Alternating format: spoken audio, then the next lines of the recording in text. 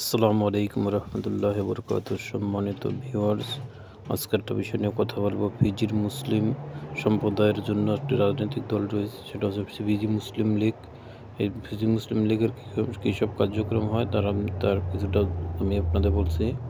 এখানে মুসলমানদের জন্য হালাল মাংস কাটার জন্য লোক প্রয়োজন হয়। এখান থেকে সরকার থেকে লাইসেন্স করার প্রয়োজন হয়। এই লাইসেন্স কাজগুলো ফুজি মুসলিম লীগের অফিস থেকে করা হয়। আর ফুজি মুসলিম লীগ মুসলমানদের স্বার্থ সংশ্লিষ্ট যত কার্যক্রম আছে সব করে থাকেন তারা। আপনি যদি পৃথিবীর যে কোনো দেশ থেকে এসে মুসলিম লীগের অফিসে যান, আপনি তাদের সাথে কথা বলেন, তাদের যে আচার ব্যবহার, আপনি অবাক হয়ে যাবেন কী সুন্দরভাবে তারা মানুষের সাথে আচরণ করে। আমি যে মসজিদটা আজকে দেখাচ্ছি, এটা হচ্ছে ফিজি মুসলিম লীগ জামে মসজিদ। এটা হলো ফিজি মুসলিম লীগের হেডকোয়ার্টারের জামে মসজিদ।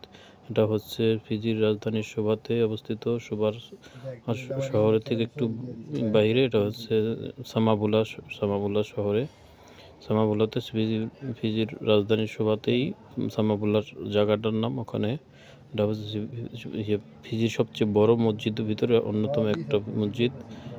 এখানে ফিজির মুসলিম লীগের হেডকোয়ার্টার। এখানে থেকে মুসলমানদের মুসলমানদের জন্য যত উপকারী যত কিছু আছে এখান থেকে কার্যক্রম চালু হয় করে। মসজিদটা ভিতরেও অসাধারণ দেখতে।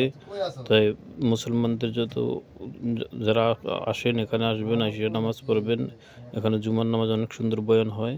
আর মসজিদটাও দেখা যাবেন। আর যদি আপনারা কেউ মুসলমান কোনোভাবে অত্যাচারিত হয়ে থাকেন, তাহলে তাদের কাছে কমপ্লেন করতে পারেন। তারা আপনাদেরকে বিষয়ে এটা ব্যবস্থা নেবে। তারা আপনাদের যতটুকু পারে হেল্প করার চেষ্টা করবে।